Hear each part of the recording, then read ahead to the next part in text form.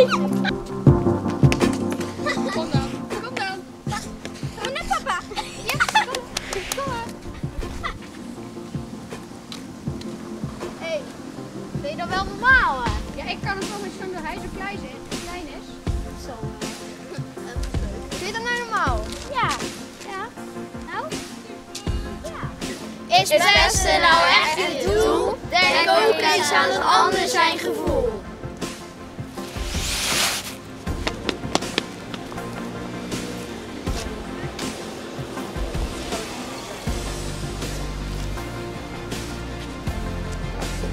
Wat vindt u er nou van dat kinderen gepest worden?